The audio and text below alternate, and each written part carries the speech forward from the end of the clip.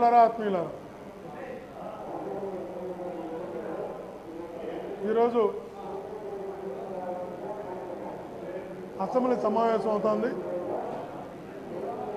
ఈ అసెంబ్లీ సమావేశాలలో ప్రధానంగా చర్చించాల్సిన అంశం రైతుల సమస్యలు, ప్రజా సమస్యలు. అసెంబ్లీ వేదిక కూడా అది. అసెంబ్లీ అనేది ఉన్నది కూడా అందుకే. ఏదైతే సమస్యలు ఉన్నాయో ఆ సమస్యలన్నింటినీ కూడా చర్చించాలి. అధికార పక్షం వినాలి, ప్రతిపక్షం సూచనలు ఇవ్వాలి, ఒక పరిష్కార దిశకు తీసుకురావాలి. ఈరోజు రాష్ట్రంలో ఎండల వేడి కన్నా రైతులు పడుతున్నటువంటి వేడి బాధ మరింత ఎక్కువగా ఉంది.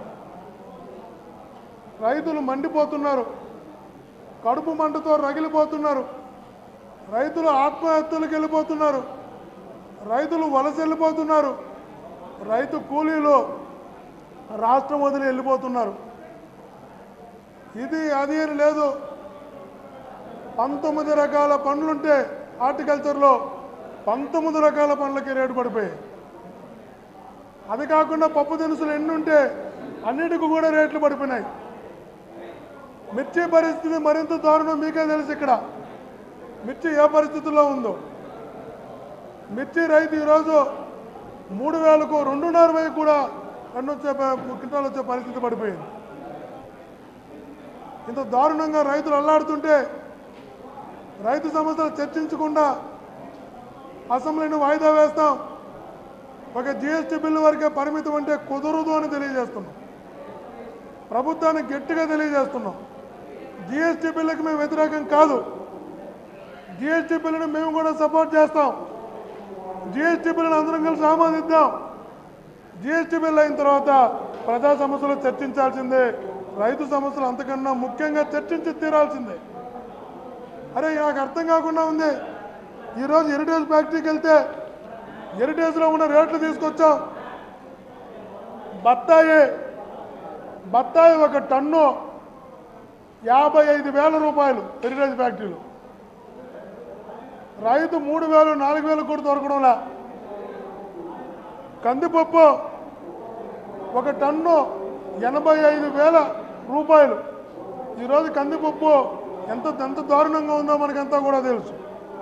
మిర్చి 200 గ్రాములే 45 రూపాయలు. 200 గ్రాములు అంటే 200 చిల్లర కేజీ. కానీ సామాన్యుల పరిస్థితి ఏంది? ఈరోజు రైతుల పరిస్థితి ఏంది? వాళ్ళకి గిట్టుబాటు అవుతుందా? అదే ఆరెంజీ ఒక కేజీ 129 రూపాయలంట. హెరిటేజ్ ఫ్యాక్టరీలో ఆరెంజ్ ఒక కేజీ 129 రూపాయలు. అదే నీకు రైతు ఆరెంజ్ పండిస్తే కేజీ 4 రూపాయలకి 3 రూపాయలకు కూడా అడగడం. హెరిటేజ్ ఫ్యాక్టరీ మటుకు 129 రూపీస్కి అమ్ముతున్నారు. అదే రకంగా బేనీసా పండ్లు ఒక టన్ను 35,000 రూపాయలు హెరిటేజ్ ఫ్యాక్టరీలో. మాకున్న బేనీసా ఎక్కువ 4,500-5,000 కూడా టన్ను కొనేవాళ్ళు లేరు ఇక్కడ. పెసలు 135 రూపాయలు కేజీ అంటే 135,000 రూపాయలు టన్ను. పెసలు 22-25,000 రూపాయల మార్కెట్లో రైతు అమ్ముకోలేకున్నాడు. ఎందుకు హెరిటేజ్ ఫ్యాక్టరీ మటుకు అంత రేట్లకు ఎలా వస్తున్నా అమ్ముగలుగుతున్నాడు అంటే రైతుల దగ్గర తక్కువ ధరకు వచ్చేలా చేసుకొని, రైతుల నుంచి స్వాధీనం చేసుకుని, రైతులను వీధుల పాలు చేసి, రైతుల ఆత్మహత్యలు పాల్పడేలా చేసి ఈరోజు మీరు రైతు వ్యతిరేక ప్రభుత్వంగా నిలిచి రైతుల గురించి పట్టించుకునే పరిస్థితికి వెళ్తున్నారు. ఈరోజు మీకు లెక్కలతో పాటు చెప్పాం. హెరిటేజ్ ఫ్యాక్టరీలో ఒక కిలో ఎంత ఉంది, ఒక టన్ను ఎంత ఉంది, అది పప్పు దినుసులు కావచ్చు, హార్టికల్చర్ ఫ్రూట్స్ కావచ్చు, లేదు మిర్చి లాంటి వస్తువులు కావచ్చు. మీకు వచ్చే కొందకేమో 6 రేట్లు ఉన్నాయి, రైతేమో ఈరోజు డీలా పడిపోతున్నాడు. ఇది బాధాకరం. ఎట్టి పరిస్థితుల్లో అసెంబ్లీలో రైతు సమస్యలు చర్చించేంత వరకు ఈ పోరాటం కొనసాగుతుంది. రైతు వ్యతిరేక ప్రభుత్వంగా ఉన్నటువంటి ఈ ప్రభుత్వాన్ని అసెంబ్లీలో నిలదీయడం జరుగుతుంది. మేము ముందే కూడా ప్రకటించడం జరిగింది. వచ్చే అసెంబ్లీ సమావేశాల లోపల రైతులకు గిట్టుబాటు ధర కల్పించకపోతే, రైతులు ఆత్మహత్యలు చేసుకునే పరిస్థితి నుంచి కాపాడకపోతే అసెంబ్లీలో మేము పోరాటం చేస్తాము అని. మేము అడుగుతున్నది మీరు ఇవ్వనటువంటి హామీని అడగడం లేదు, మీరు చెప్పినటువంటి మాటని చెప్పడం లేదు. మీరేదైతే 5,000 కోట్ల రూపాయల ధర స్థిరీకరణ నిధి పెడతామని మేనిఫెస్టోలో ప్రకటించారో ఆ 5,000 కోట్ల రూపాయల ధర స్థిరీకరణ నిధి పెట్టడానికి ఎందుకు మీరు భయపడుతున్నారు? ఎందుకు పెట్టడానికి సంసిద్ధంగా లేరు? మీరు ఇచ్చిన మాటని, మీ రైతుల దగ్గర ఓటు వేయించుకున్నప్పుడు ఇచ్చినటువంటి మాటని ఎందుకు ఈరోజు అమలు చేయడం లేదు? రైతులంటే ఎందుకు చిన్నచూపు? రైతుల గురించి ఎందుకు పట్టించుకోవడం లేదు?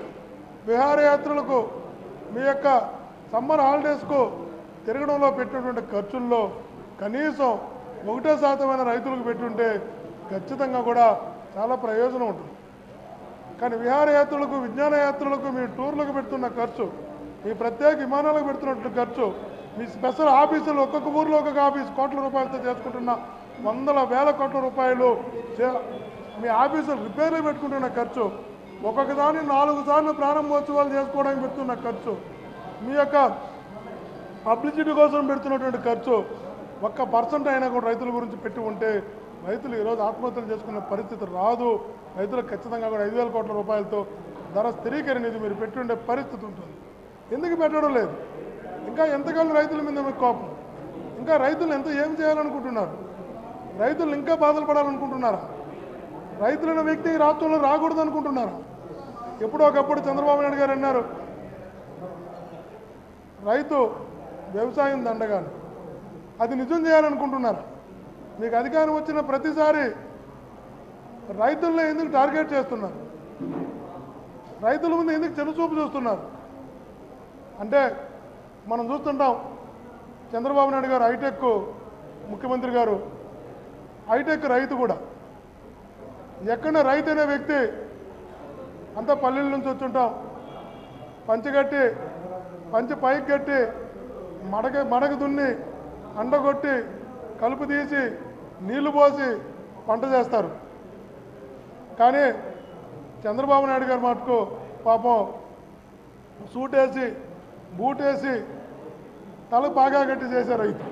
మీరు చూడండి కావాలంటే, చంద్రబాబు నాయుడు సూట్ వేసుకుంటారు, బూట్ వేసుకొని ఉంటారు, తలకు బాగా కట్టుంటారు. సూటు బూట్ వేసి సేద్యం చేసే రైతు ఈ రాష్ట్రంలో ఎవరైనా ఉన్నారంటే ఒక చంద్రబాబు నాయుడు గారు. కానీ చంద్రబాబు నాయుడు సూటు బూట్ వేసి సేద్యం చేస్తే చంద్రబాబు నాయుడు కుమారుడు ట్విట్టర్లో సేద్యం చేస్తారు. సేద్యం ట్విట్టర్లోనే చేస్తారు. ఆయన పొలం మీదకి వెళ్ళి చేసే ప్రశ్నే లేదు. ఇట్లాంటి పరిపాలన రాష్ట్రంలో కొనసాగుతున్నప్పుడు రైతులకి ఇబ్బందులు రాక ఏ ఇబ్బందులు వస్తాయని అడుగుతున్నాం. చంద్రబాబు నాయుడు గారు వచ్చారంటే కరువు వచ్చిందని, చంద్రబాబు నాయుడు గారు వచ్చారంటే వర్షాలు రావని జనాల్లో ఒక సెంటిమెంట్ ఏర్పడ్డది.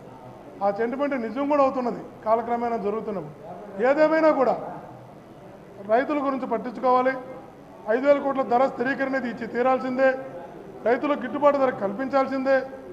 రైతుల కోసం వైఎస్ఆర్ కాంగ్రెస్ పార్టీ జగన్మోహన్ గారి నాయకత్వంలో పోరాటం చేస్తుంది. అసెంబ్లీ వేదికగా అయినా సరే, రోడ్డు పైన సరే, రైతులతో కలిసైనా సరే, పొలంలో అయినా సరే రైతులకు న్యాయం జరిగేంత వరకు రైతులకు అండగా వైఎస్ఆర్ కాంగ్రెస్ పార్టీ ఉంటుందని, అసెంబ్లీలో 2 రోజులు కావచ్చు, 3 రోజులు కావచ్చు, రైతు సమస్యలు పరిష్కారం అయ్యేంత వరకు చర్చ జరగాలి అని, అందుకు మేము సహకరిస్తామని, అన్ని అంశాలు చర్చించుకుందామని, పరిష్కరించుకుందామని, రైతులకు అండగా నిలుద్దామని ప్రభుత్వానికి తెలియజేస్తూ నమస్కరిస్తూ సెలవు.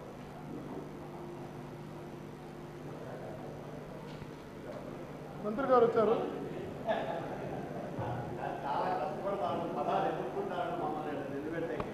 మిమ్మల్ని నిలబెట్టదాం కాదు. ఓకే, ఏం చెప్తున్నా పదాలు పాపం ఎదుర్కొంటున్నాడు. అందరికీ నమస్కారాలు.